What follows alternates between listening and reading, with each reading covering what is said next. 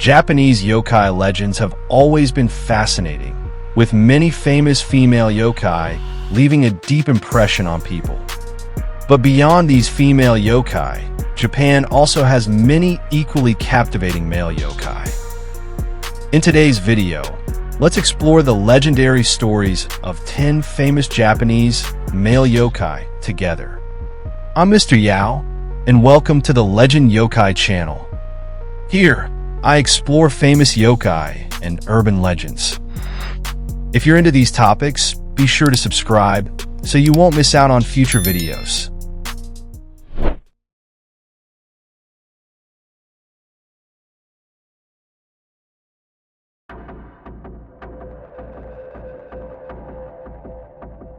In the 90s, Teenage Mutant Ninja Turtles were beloved cartoon heroes for countless fans and have since become a significant symbol of global pop culture. But if they had appeared in ancient Japan, they might not have been seen as heroes. Their appearance closely resembles a legendary yokai from Japanese folklore, the KAPPA. The KAPPA is one of the most well-known yokai in Japan. It is commonly depicted as child-sized, with a distinctive smooth, circular area on its head called a dish. This dish must be kept wet at all times, as it is the source of the KAPPA's vitality.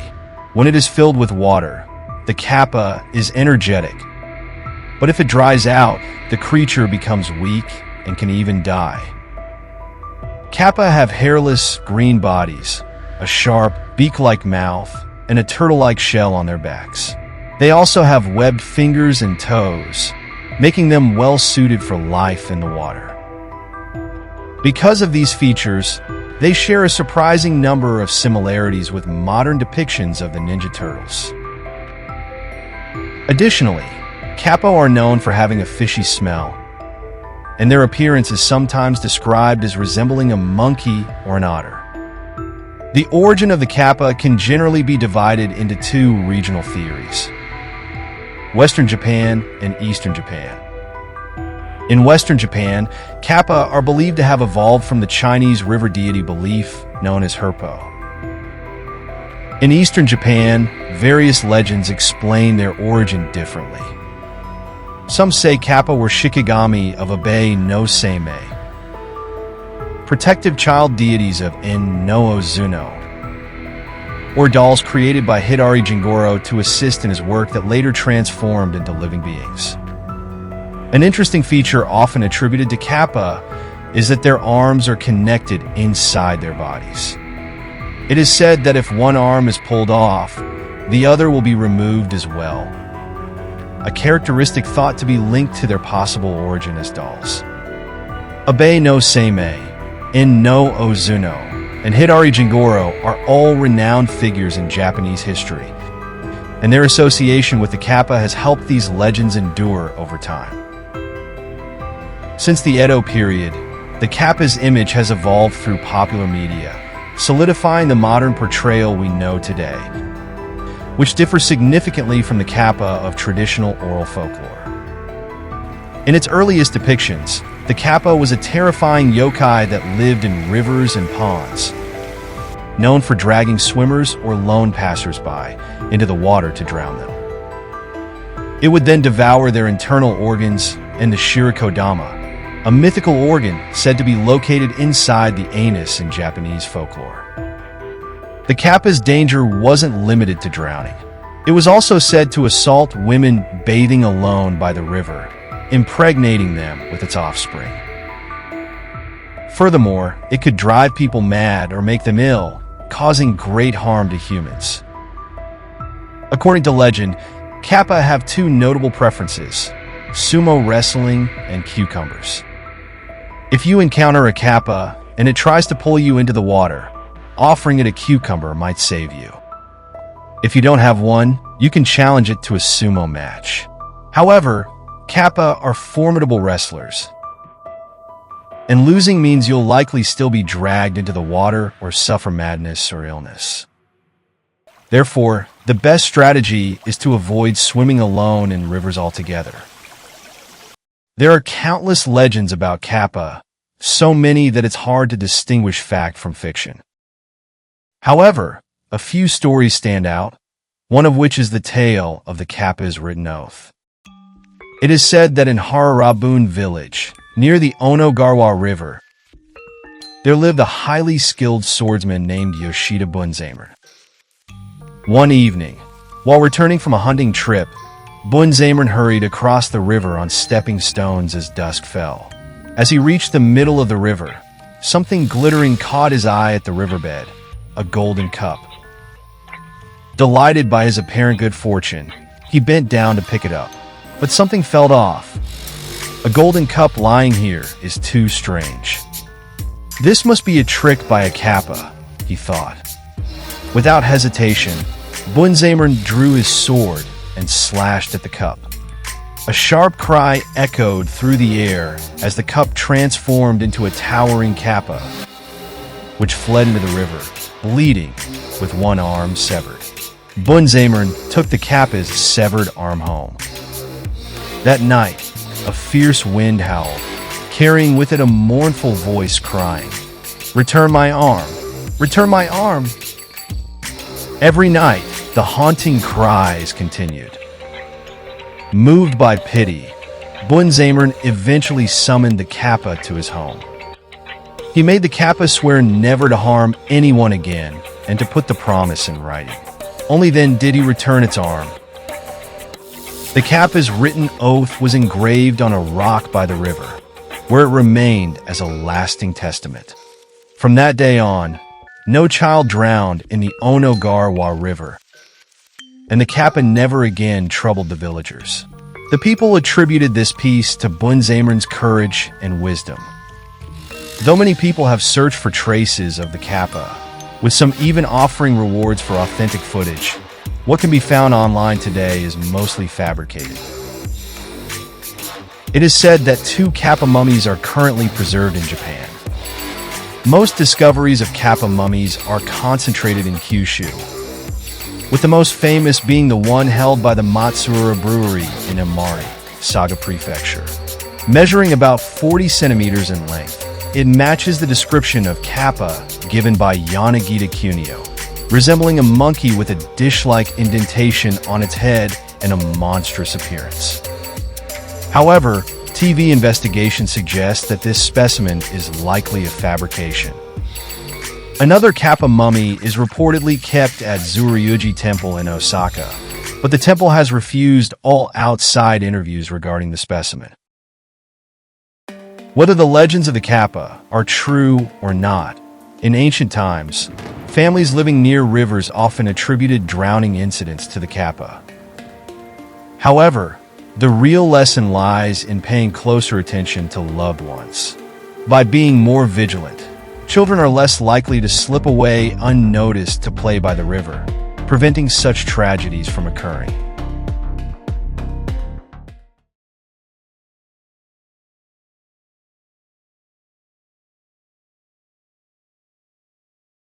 Have you ever wondered who the true leader is among the hundreds of yokai in the Haki Yagyo? Legend has it that there is indeed a yokai said to be their leader. This yokai is also infamous for its shamelessness. Not only does he crash parties and feast at restaurants uninvited, but he also boldly moves into people's homes and refuses to leave. The legend of Haki Yagyo is deeply rooted in Japanese folklore. It is a grand parade made up of hundreds of yokai. Among these yokai, many possess incredible strength, including the 3 great yokai of Japanese mythology: Shutendoji, the Great Tengu, and Tarmamonome. But did you know?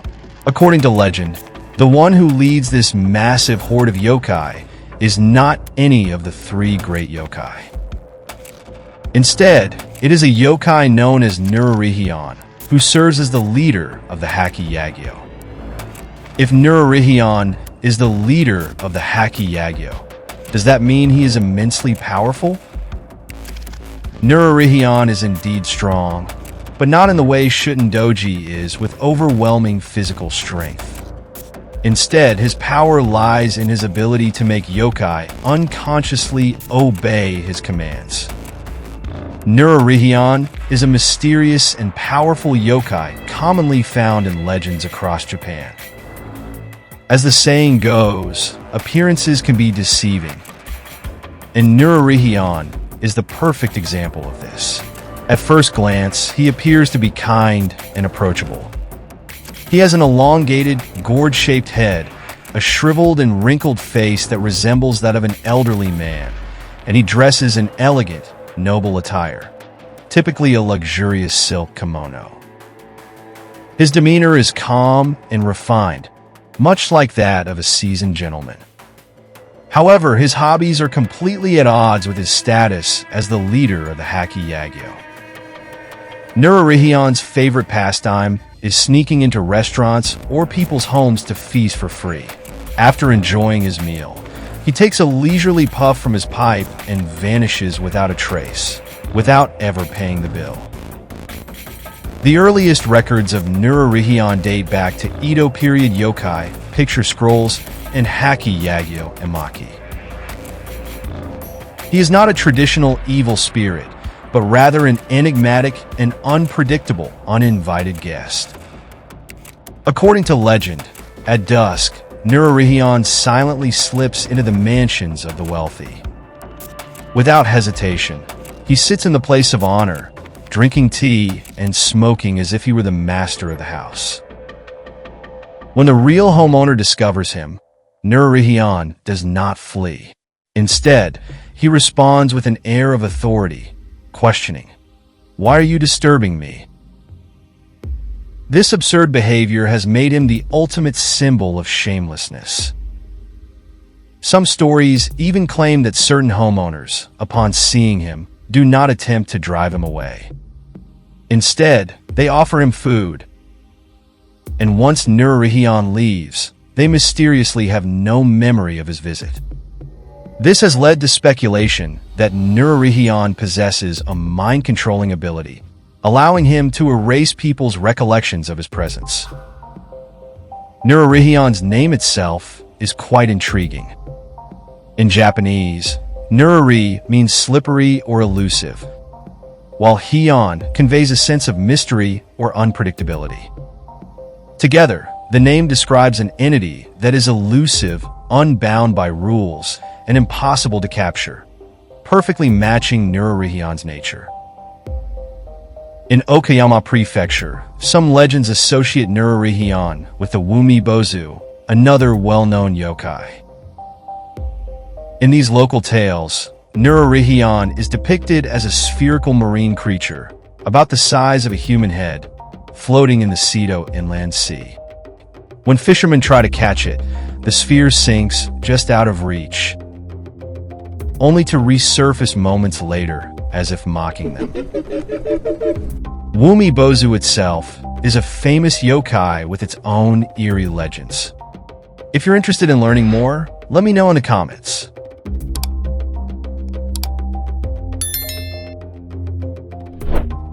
Nurarihyon is an exceptionally charismatic yokai.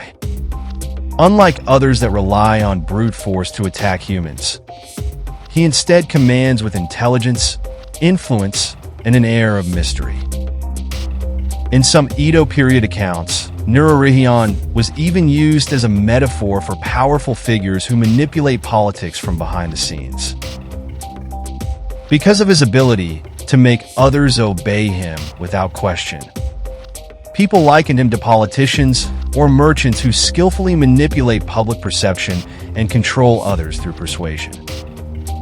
In the late Showa era, Nurarihyon regained popularity through the yokai illustration books of Shigeru Mizuki and Arifulmi Sato.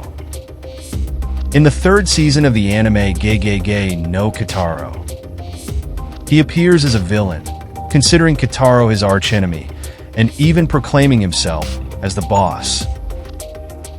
This portrayal played a significant role in solidifying Nurarihyon's image as the leader of yokai. In recent years, the most well-known adaptation of Nurarihyon's legend is undoubtedly the anime Nurarihyon no Mago. This series not only portrays Nurarihyon as a dignified and enigmatic yokai leader, but also delves deeply into his role and responsibilities as the master of the Haki Yagyo. Nurarihyon no Mago reinterprets Nurarihyon from a modern perspective, adding more depth and complexity to his character. He is not only a leader revered by yokai, but also a legendary figure who embodies both wisdom and power. Through this anime, Nurarihyon evolves from the uninvited guest of folklore into a charismatic and dignified yokai king, further cementing his place in Japanese yokai culture. In modern Japan, Nurarihyon's influence has even extended into workplace culture, giving rise to an amusing nickname, Company Nurarihyon. This term refers to middle-aged office workers who, much like the yokai himself, show up uninvited at company gatherings, indulging in food and drinks without hesitation. They seamlessly blend into the event, acting as if they were rightfully invited guests. This humorous comparison not only highlights the continued presence of Nurarihyon's legend in modern society, but also reflects Japan's workplace dynamics and unspoken social rules. From an ancient folklore yokai to an anime leader of the Haki Yagyo, and even a modern-day office freeloader, Nurarihyon has constantly evolved, adapting to new cultural contexts. He is both a mysterious yokai and a reflection of human nature, reminding us to stay vigilant while also embracing humor in dealing with unexpected guests. So, in the end, do you see Nurarihyon as a wise leader or simply a shameless freeloader?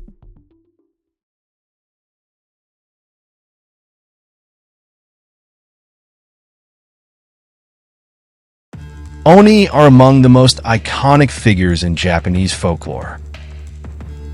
Towering above even the tallest humans, and sometimes as tall as trees. Oni are fearsome creatures that command both awe and fear. They come in various forms but are commonly depicted with wild, untamed hair, 2 or more horns, and tusk-like fangs. Their skin is often vibrant in color, ranging from red and blue to black and yellow. Oni are typically shown wearing tiger pelt loincloths and carrying massive iron kanabo clubs. Oni have the ability to shapeshift, enabling them to trick their victims by appearing trustworthy. While they can be male or female, Oni have predominantly been portrayed as male throughout history. In disguise, they are capable of taking on the form of either a man or a woman, regardless of their actual gender, making them even more cunning and dangerous.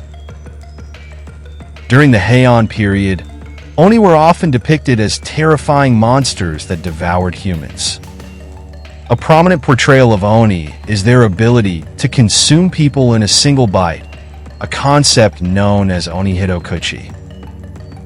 Oni are carnivorous, with humans being one of their favorite foods. If an Oni targets someone, it will first try to approach in the form of a handsome man or beautiful woman. If that fails, the Oni will transform into a relative or friend of the target to get closer. Oni are particularly persistent when it comes to their prey. They will not give up until they have eaten their victim. As one of the most frightening yokai in Japan, Oni are feared for their relentless nature and insatiable hunger.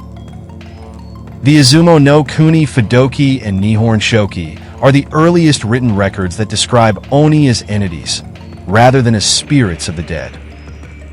During the Heian period, according to the practices of Onmyoto, it was believed that if someone ventured out on a night travel day, they would be attacked by a demon army called the Haki. Many aristocrats would carefully avoid these days for their travels. In the Fuso Ryaki, there is a record of a night in April 929 when demon footprints were discovered in the palace. The footprints were said to be the size of 2 or 3 hooves. This record reflects the belief at the time that Oni footprints were typically described as having 2 or 3 toes. The Nihon Shoki also mentions that even rumors about the appearance of Oni, though unverified, had to be reported to the imperial court and officially recorded in historical texts. This highlights how terrifying the presence of Oni was considered to be.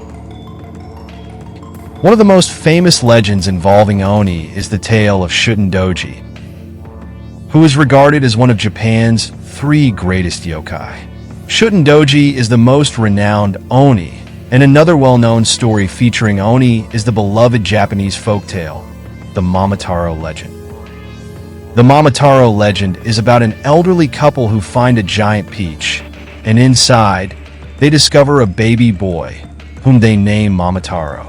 As he grows, Momotaro learns of Oni terrorizing nearby villages. Determined to stop them, he sets out on a journey, bringing millet dumplings prepared by his adoptive parents. Along the way, Momotaro befriends a dog, a monkey, and a pheasant by sharing his dumplings. They join him, and together, they reach the Oni's island. Using teamwork and their unique skills, they defeat the Oni, who surrender and return the treasures they had stolen. Returning home as heroes, Momotaro and his companions are celebrated for their bravery and unity.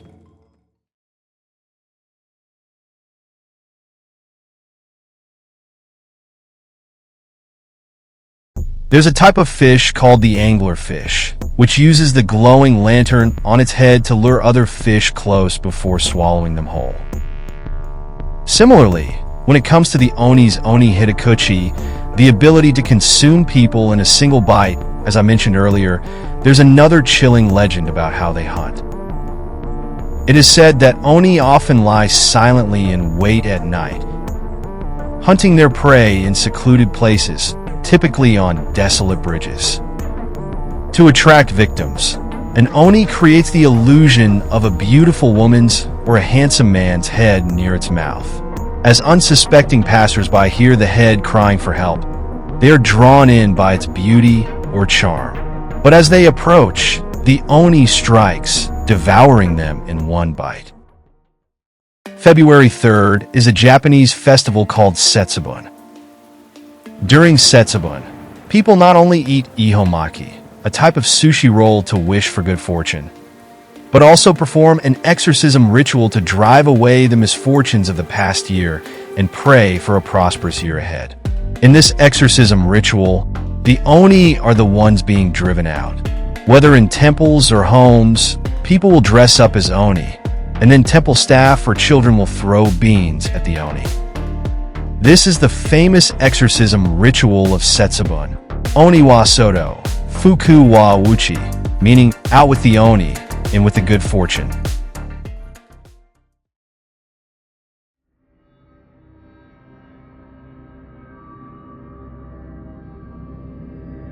TOFU-KOZO is a yokai of Japan that appears in the form of a child carrying a tray of tofu. They are small creatures resembling human children, but with oversized heads, clawed fingers, and toes. They typically wear traditional boys' kimonos and wide-brimmed hats. TOFU-KOZO are timid and feeble yokai, and they rarely exhibit aggression towards humans. Occasionally, on rainy nights, a TOFU-KOZO may follow a human home, but they usually avoid confrontation. TOFU-KOZO primarily serve as subordinate yokai. Even among other yokai, they are often bullied and ridiculed for their lack of strength. They receive little respect from their peers and often serve as mere menial servants to more powerful yokai. But is this the full extent of TOFU-KOZO's nature? Legend has it that if someone walks alone on a rainy night, they might encounter TOFU-KOZO. Contrary to popular belief, TOFU-KOZO isn't necessarily shy. Instead of avoiding people, he might offer a plate of delicious tofu to the passerby. Should the person accept TOFU-KOZO's tofu, they'll find that halfway through eating it, the tofu starts to mold. Eventually, the person's entire body will begin to mold, leading to death due to food poisoning. But why does TOFU-KOZO, a seemingly harmless yokai, possess such deadly power? It all goes back to his father. In Bakemono Shiuchi Hyobun Ki by Koikawa Haramachi, during the Inai era, TOFU-KOZO's father is specified to be the infamous yokai Mikashi Nudo, and his mother is specified to be the yokai Rokurokubi. Regarding the yokai legend of Rokurokubi, you can check out my previous video where I introduced and shared stories about it. Mikashi Nudo, on the other hand, is a formidable yokai capable of manipulating its body size. Moreover, it's known for its extreme cruelty, as it would hover above and bite off the heads of passers-by. With such powerful yokai parents, TOFU-KOZO might not be as harmless as he appears. It's not difficult to understand why he would harm humans. As previously mentioned, TOFU-KOZO was often depicted as a servant, but there were earlier yokai servants such as HITOTSUME-KOZO, Tanuki, and KAPPA. Since HITOTSUME-KOZO and KAPPA have been associated with Tofu, there's a theory suggesting a connection between these yokai and TOFU-KOZO, as well as a theory proposing that TOFU-KOZO was inspired by these yokai.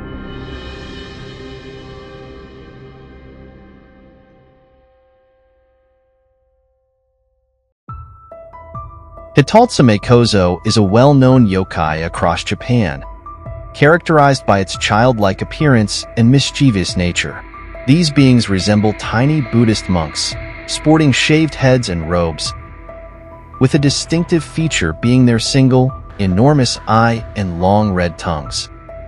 While HITOTSUME-KOZO typically do not cause harm, their most notable trait is their tendency to suddenly appear and startle people on dark streets. It seems they derive enjoyment from surprising, unsuspecting passers-by. Their behavior can be likened to that of the Kasobake, another yokai known for its mischievous antics. Due to their non-malicious nature, HITOTSUME-KOZO are often depicted in pictures with a cute or humorous design, reflecting their harmless demeanor. An anecdote from Fukushima Prefecture recounts an encounter with a young lady walking the streets at night. A little boy approached her from behind, offering money. Delighted, she turned to face him, only to discover that he was a HITOTSUME-KOZO. Instead of bearing riches, he wore a mischievous grin, his single eye fixated on her so intensely that she fainted in shock on the spot. Apart from their mischievous pranks, HITOTSUME-KOZO have a significant responsibility. In eastern Japan, it's believed that every year on December 8th, HITOTSUME-KOZO traverse the land, meticulously noting down in ledgers the households that have behaved poorly throughout the year. They utilize this information to determine the fate of each family for the upcoming year. These reports are then delivered to the Yakubi-Yagami, the god of pestilence and bad luck, who administers appropriate misfortunes upon those deemed deserving.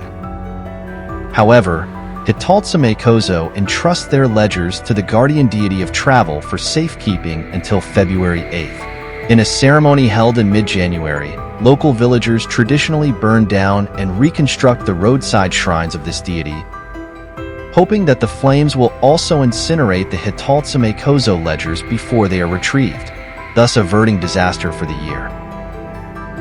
Have you ever wondered what HITOTSUME-KOZO would grow up to become? According to records from the Edo period in Japan, there exists a yokai resembling a monk, adorned with a straw hat and possessing only one eye. Like HITOTSUME-KOZO, this yokai carries a ledger hanging from its chest. However, instead of appearing as a child, it takes on an adult form. This leads people to believe that this monk-like yokai is the grown-up version of HITOTSUME-KOZO. Compared to the mischievous antics of HITOTSUME-KOZO, this matured version is much more malevolent. It takes pleasure in observing humans perish in agony from up close, using its ledger as a tool to inflict suffering. It is said that by writing the name of the person you hate the most in HITOTSUME-KOZO's ledger, the Book of Death Grudges, that individual will inexplicably suffer for 3 days and nights, ultimately perishing in despair. HITOTSUME-KOZO then watches the person's agony up close before their demise, deriving immense satisfaction from it. The Book of Death Grudges only takes effect when someone writes the name of the person they hate.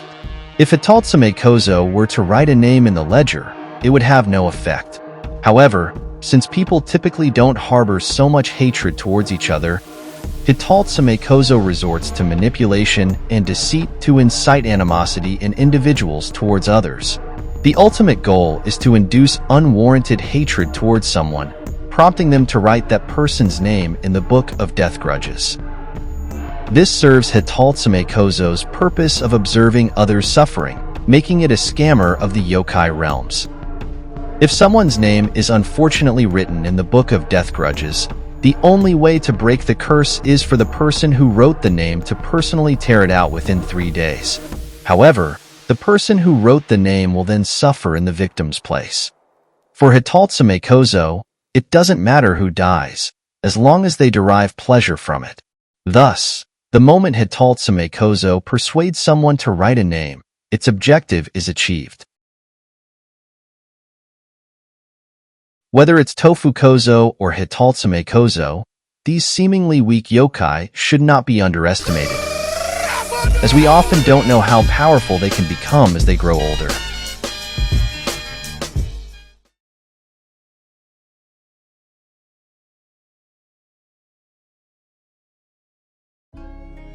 Legend has it that if a female student is still at school late at night and needs to use the toilet, she should check for toilet paper before entering. If she finishes using the toilet only to find there is no paper, she might suddenly hear a voice from the adjacent stall asking, "Do you need red paper or blue paper?" Regardless of which answer she gives, or even if she doesn't answer at all, she will find a masked figure in a red cloak pushing open her stall door. This figure is far more terrifying than any ordinary pervert. The red cloak makes him much more horrifying. When it comes to urban legends involving toilets, many people first think of Hanako-san. However, there is another Japanese yokai related to toilets whose fame rivals that of Hanako-san. The notorious MANTO, the Red Cloak Phantom. MANTO is described as a male spirit, ghost, or yokai who haunts bathrooms late at night. He is often said to haunt female bathrooms specifically, and in some versions of the legend, he haunts the stall closest to the furthest wall. This stall is typically the fourth one, as the number 4 is associated with death. The spirit is depicted wearing a flowing red cloak and a mask that hides his face, and is sometimes described as being handsome and charming beneath the mask. The story generally follows this pattern. A student, late at school one evening, urgently needs to use the toilet. The nearest restroom is one that students usually avoid. Old, poorly maintained, and rumored to be haunted. With no time to find another bathroom, the student enters. After finishing their business, they reach for the toilet paper, only to find none. Suddenly, they hear a strange voice asking, "Do you want red paper or blue paper?" If the student chooses red paper, they are violently sliced up, their blood spraying everywhere, making it look like they are wearing a red cloak. If the individual chooses the blue option, the consequences range from being strangled to having all of their blood drained from their body, leaving them dead and blue-faced. If an individual attempts to outsmart MANTO by asking for a different color of paper, MANTO will offer yellow toilet paper, which is said to result in being dragged to the underworld or hell. In Japanese, yellow represents Yomi, the world of the dead. If ignoring the yokai, or replying that they do not want or prefer either kind of paper, is said to make the spirit go away. In some accounts, rejecting both options and running away from MANTO also results in the individual's survival. The legend of MANTO might have its origins in the early 20th century blue blanket incident in Fukui Prefecture, an eerie event that remains unsolved, with the perpetrator never identified or apprehended. Related to bathrooms. It is said that this unresolved case quickly spread nationwide, giving rise to the legend of the Red Cloak. You won't miss any of my future. The incident allegedly occurred on a snowy early morning. A middle-aged man, wearing a blue blanket, arrived at Atunya, a Japanese wholesale market. Seeking the store manager's help, he claimed that his mother was ill and nearby, hoping the manager could assist him. Trusting the man due to the heavy snowfall, the manager followed him. Subsequently, the man used the same method to lead away the manager's mother and wife. The three individuals led away by the man in the blue blanket were never seen again. Investigations revealed that there were no sick individuals in the nearby villages, and no families had requested assistance. Thus, the man's identity remained a mystery. Shortly afterward, the body of the manager's wife was found not far downstream in the river. The next day, the manager's mother's body was discovered submerged near the mouth of the Kuzuri River and was retrieved. Despite further searches, the manager's body was never found. However, the police did find the blue blanket worn by the man, now stained red with blood. Some say that the man in the blue blanket had a grudge against the manager, so he meticulously planned to kill the manager's entire family. Others believe that the man in the blue blanket was actually the manager himself, who staged the events to murder his mother and wife and then disappear. Whatever the truth may be, this incident caused quite a sensation at the time. The incident quickly spread across Japan, sparking the legend of the Red Cloak Phantom. Since then, many regions have reported sightings of a figure in a red cloak appearing in bathrooms, particularly in girls' school bathrooms. Those who encountered him often met with a grim fate, being assaulted and murdered. This also marked the beginning of the red paper, blue paper urban legend. MANTO's appearance has evolved over time, along with the Japanese lexicon. Today, MANTO means cloak or cape in Japanese, and MANTO is typically depicted wearing a long red hooded cloak. Regardless of how the legend has changed, both he and Hanako-san have left their bloody marks in bathroom folklore. One thing is certain, they are both unhygienic yokai. Other famous male yokai include Shutendoji and the Great Tengu, who are considered two of Japan's 3 great yokai, as well as Japan's 4 great vengeful spirits, said to be bound by centuries of grudges. You can find videos about these legends on my channel or through the links in the description. I hope you enjoy them.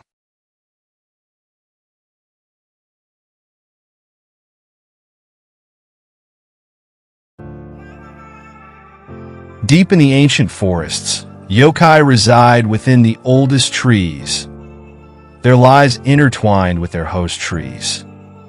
Protecting the forest becomes their duty, as their very existence depends on it. If someone tries to harm the ecosystem or cut down trees, these forest yokai will likely take action, causing them to get lost or even face misfortune. In the deep mountains and ancient forests of Japan, the oldest trees are believed to develop souls, which manifest as spirits known as Kodama. These mystical beings wander around their host trees, tending to the forest and maintaining the balance of nature. It is said that the life of a Kodama is closely tied to its tree. If the tree is cut down, the Kodama will perish. And if the Kodama dies, the tree will gradually wither away. Because of this, the Kodama's lifelong mission is to protect its host tree and the entire forest. Kodama rarely reveal themselves to humans, but their presence is often heard, particularly as echoes that take just a little longer to return than they should. Such occurrences are believed to be the playful mischief of Kodama. They sometimes appear before those they favor, taking the form of faint, distant orbs of light or, on rare occasions, small, vaguely human-shaped figures with curious forms. Kodama are revered as tree spirits and guardians of the forest. They bring vitality to the land surrounding their woods. And when villagers discover a tree inhabited by a Kodama, they mark it with a sacred rope called shime-no-wa as a sign of respect. Legend has it that when ancient trees are cut down, they bleed, a sign that a Kodama resides within. Felling such a sacred tree is considered a grave sin, one that brings powerful curses and destruction. If someone gets lost in the forest, Kodama will guide them out through various means. However, if the lost soul is wicked, the path Kodama leads them on may instead take them straight to the lair of sinister yokai, where they will be devoured. This bears some resemblance to Kitsunabi, the ghostly foxfire, except Kitsunabi deceives anyone it encounters, while Kodama only mislead those they dislike, especially evildoers.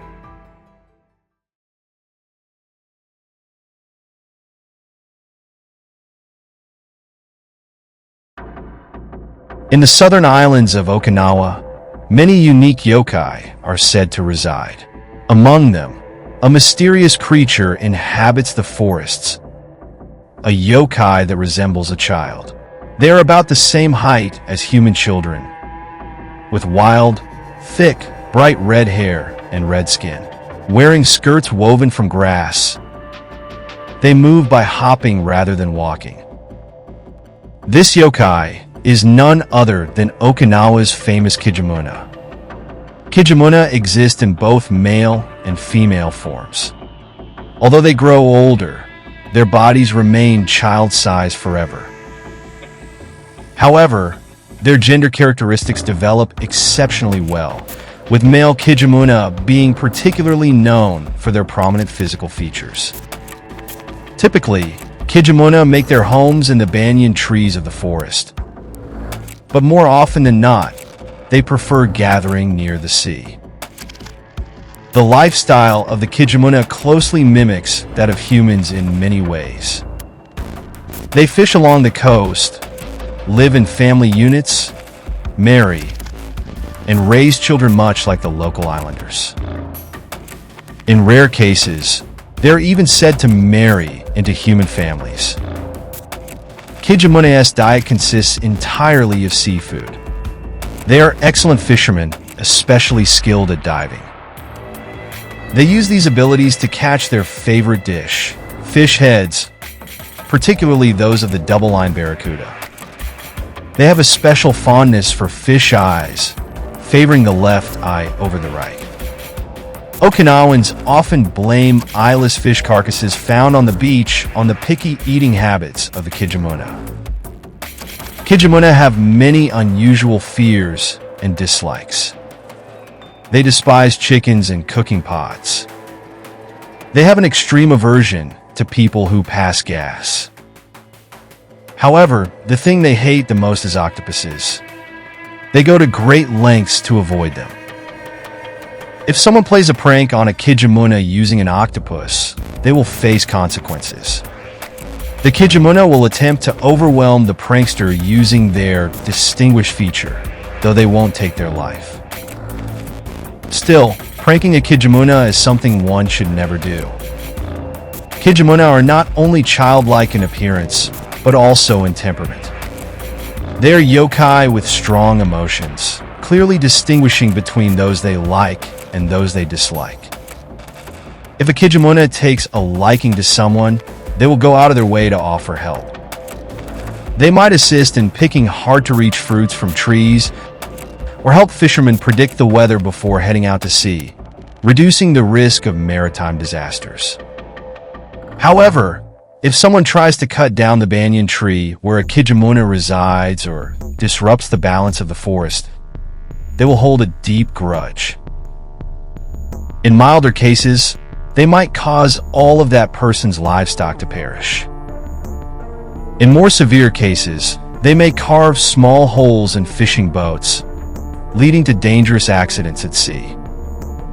The most terrifying punishment, however, is their magical ability to trap a person inside a hollow tree, making escape impossible and dooming them to starve to death. The nature of Kijimuna is the nature of children, so as long as we do not harm them, they will coexist with us in peace. With excessive development, lush green forests are becoming scarcer. Many of these ancient yokai tied to the forest have long taken on the role of protectors. Isn't our relationship with the earth much like the bond between these yokai and the woods?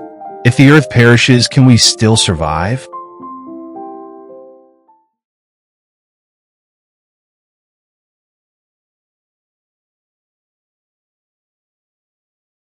Japan's anime industry has become a global cultural force. Every popular series captures the hearts of audiences around the world. And in doing so, many ancient Japanese yokai have returned to the spotlight with renewed fame. In one of the most talked about anime in recent years, Jujutsu Kaisen, there's a character who shocked viewers with his terrifying presence and unforgettable design. He is violent, ruthless, and yet possesses an overwhelming charisma. He is RYOMEN SUKUNA. But did you know? This name actually existed in ancient Japan. The legendary RYOMEN SUKUNA was even more bizarre than the version we see today. He had 2 faces and 4 arms. Some called him a demon, others believed he was the incarnation of a god. When people hear the phrase 3 heads and 6 arms, many immediately think of Ashura. Ashura in Sanskrit, a fierce deity from Buddhist tradition and one of the 8 legions who protect the Dharma. In Japan, the image of Ashura is well known, especially the famous statue housed at the KAPPA National Treasure Museum in Nara, designated as a national treasure. However, Ashura isn't the only multi-faced, multi-armed figure in Asian lore. In ancient Japan, there was another mysterious being, one with 2 faces and 4 arms. A creature believed to be both a yokai and a divine entity. His name was RYOMEN SUKUNA. RYOMEN SUKUNA's origins stretch far back into Japan's earliest historical records. He appears in the Nihon Shoki, also known as the Chronicles of Japan, the oldest surviving official history of the nation and the first of the 6 national histories. According to the text, RYOMEN SUKUNA was a legendary figure from the province of Hida, what is now northern Gifu Prefecture. He was said to stand roughly 3 meters in height and bore 2 faces, one in the front and one in the back, with a matching pair of arms and legs on each side. In other words, he had 4 arms and 4 legs, able to fight in any direction without a blind spot. RYOMEN SUKUNA was not only immensely strong, but also remarkably agile. He could wield swords with both hands at once, and shoot arrows with all 4 arms. Skilled in all forms of martial combat, he could ride horses, handle bows, and even use tools for flying, truly a master of every battlefield art. And yet, despite his power and prowess, RYOMEN SUKUNA was not honored by the central government. On the contrary, he was condemned as a rebel and a traitor. Why? Because he refused to submit to imperial command. He did not follow the emperor's will and instead led his followers into the mountains, ruling his own domain independently. RYOMEN SUKUNA was neither a provincial official nor a bandit. He resembled a monarch of a parallel order, with his own code, his own loyal men, and his own faith. to a centralized imperial system built around obedience to the throne. Such an outsider was an undeniable threat. And so, under the orders of Emperor Ajin, the imperial court dispatched a military commander, Takefurakuma no Mikoto, to subjugate Hida. According to legend, before setting out, Takefurakuma held a ceremonial prayer at Sakurayama, Hachimaran Shrine, located in what is now Takayama City in Gifu Prefecture. He sought divine protection for the campaign ahead. He then led his forces deep into the mountains, where they clashed in fierce battle with RYOMEN Sukuna. Despite his monstrous form, Sukuna possessed astounding combat skill. With 2 faces and 4 arms, he could fight in all directions simultaneously. His 4 hands could wield both swords and bows at once, making him nearly unbeatable on the battlefield. The fight raged on for dozens of days. In local legends, this conflict is remembered as the 37-Day War. But in the end, Sukuna was defeated. His head was taken and presented to the court. Hida no longer defied imperial rule, and the central government further solidified its control over Japan's northern mountain regions. Yet despite being branded a traitor by the court, RYOMEN Sukuna was revered by the common people of Hida as a guardian deity. Legends tell of how Sukuna personally drove out demons hiding deep in the mountains and vanquished bandits that threatened the villages. He did not serve the imperial court, nor did he plunder the people. Instead, he established his own system of order. In an age of chaos and uncertainty, such a power was more tangible and effective than the distant central authority.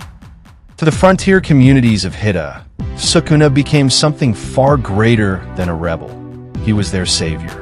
Even today, in Takayama City of Gifu Prefecture, many legends about RYOMEN Sukuna are still passed down through the generations.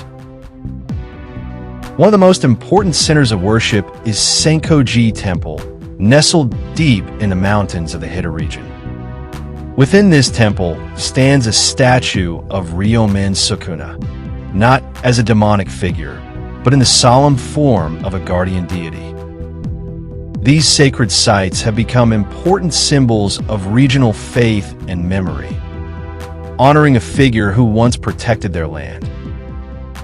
While researching RYOMEN Sukuna, I also came across a great deal of material about Ashura, the multi-armed deity known across Indian mythology, Buddhist scriptures, and Japanese belief systems. However, because Ashura's background spans multiple cultures and texts, it was simply too complex to fully include in this episode. If you're interested in a dedicated video on Ashura, let me know in the comments below. And as always, don't forget to click the like button on this video and subscribe to the channel. Thank you so much for your support. In Jujutsu Kaisen, RYOMEN Sukuna is portrayed as the king of curses, a being of immense and terrifying power. While the anime does not depict him with the traditional 2 faces and 4 arms, the concept of his 20 severed fingers is a clever nod to the 4-armed form described in ancient legends. His 4 eyes, too, are no random design choice. They were intentionally created to symbolize his 2 faces, paying homage to the original myth and bringing the ancient figure to life in a striking modern form. Perhaps in mythology, Sukuna represents the inner conflict of humanity, the eternal struggle between light and shadow, good and evil. His 2 faces, one in front and one behind, reflect both the outer self and the hidden self. His 4 hands, wielding different weapons, can be seen as metaphors for the 4 deep-rooted human vices: greed, anger, ignorance, and hatred. RYOMEN Sukuna is both a demon and a divine reflection. He never fully aligns with good or evil, but instead walks the gray zone in between, acting according to his own sense of justice.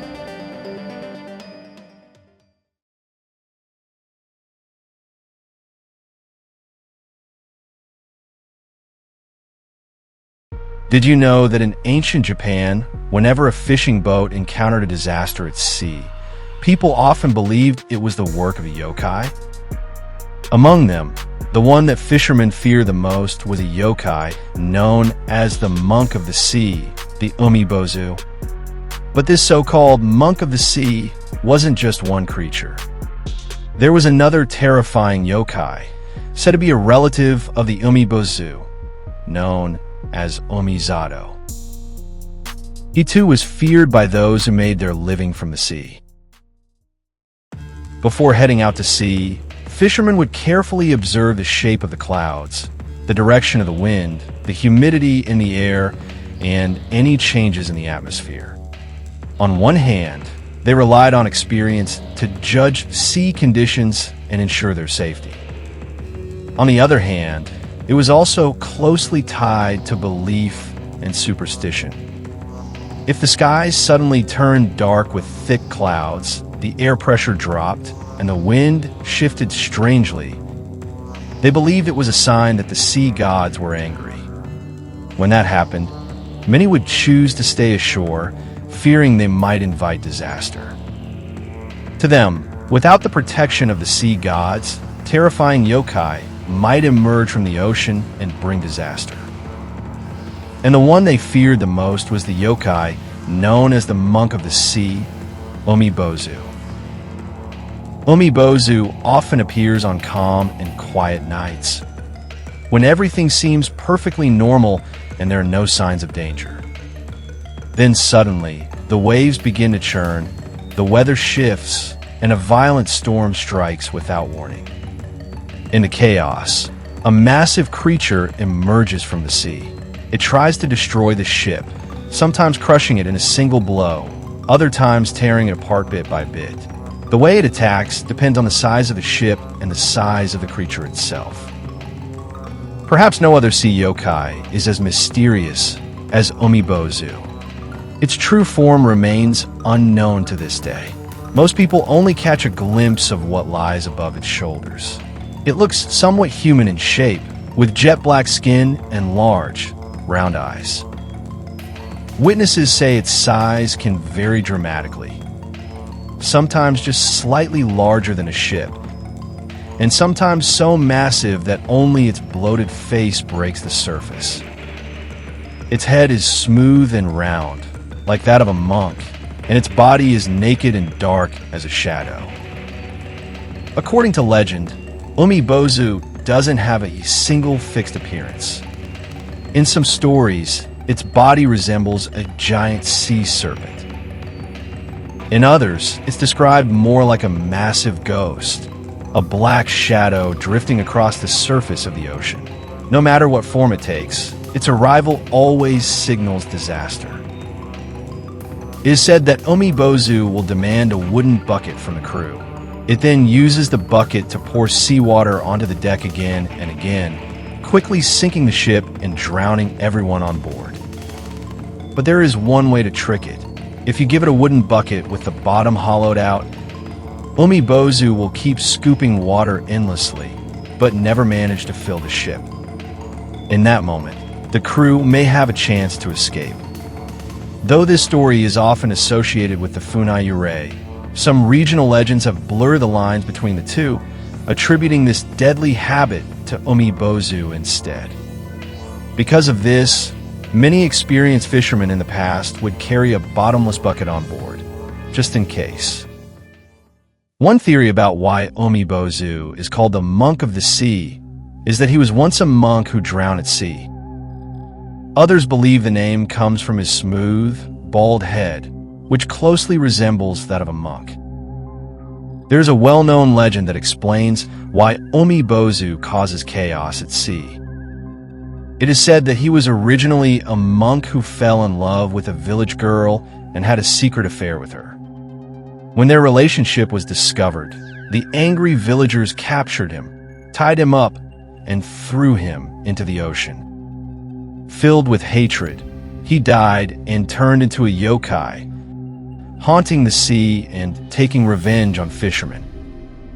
This story is often considered the most human explanation for why he is called the monk of the sea. Another theory suggests that Umibozu is the demonized image of pirates. In ancient times, when ships mysteriously vanished or were attacked, people projected their fear onto supernatural beings, and the terrifying figure of Umibozu was born. Some scholars have speculated that Umibozu might actually be a massive sea creature living deep in the Zato Inland Sea, possibly the ancestor of many aquatic yokai, because sightings are extremely rare and almost always end with ships sinking and people disappearing. Its true nature and origin are likely to remain a mystery for a long time to come. Although he's known as the Monk of the Sea, some legends say that Umibozu actually has a wife, another sea yokai called Umibozu. There's also a theory that Nurarihyon might be a variation of Umibozu himself. If you're interested in the story of Nurarihyon, you can check out the video on my channel or find the link in the description below. And if you'd like to hear more about Umibozu, feel free to let me know in the comments. I might introduce her in a future video. Thank you.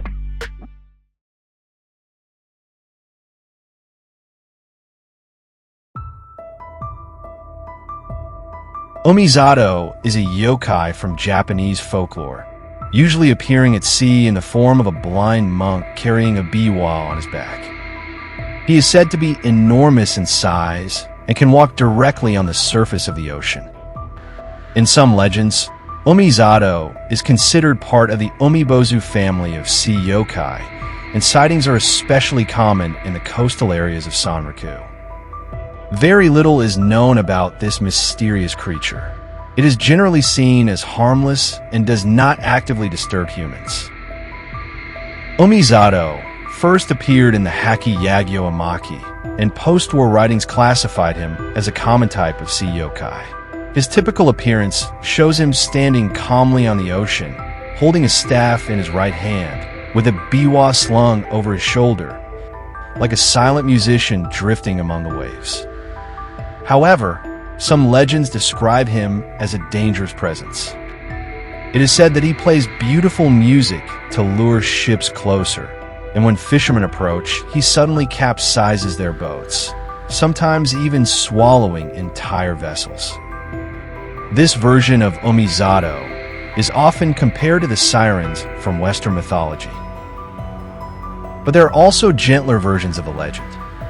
In some stories, if the crew treats him with politeness and humility, he does not harm them and simply disappears. In certain regions, he is even considered a benevolent yokai who helps lost ships find their way and protects fishermen during storms. Because records of Zato are extremely scarce, our understanding of him remains full of uncertainty. Some believe he is a related yokai with a similar appearance to Umibozu, while others suggest that he was originally a fictional creature created by the Edo period ukiyo-e artist Toriyama Seiken for his illustrated scroll Gazu Haki Yagyo.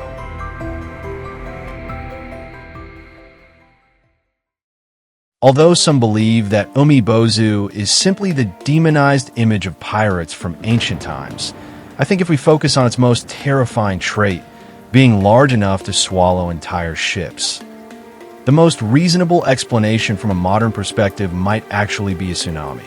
In the past, without scientific knowledge, it was natural for people to turn mysterious natural disasters into stories about yokai. After all, for the families of those who perished at sea, there was no one they could hold accountable, except a yokai. What do you think? If you enjoy my channel, please help by hitting the subscribe button and turning on the notification bell so you won't miss my upcoming videos. Thank you for watching until the end, and I'll see you next time.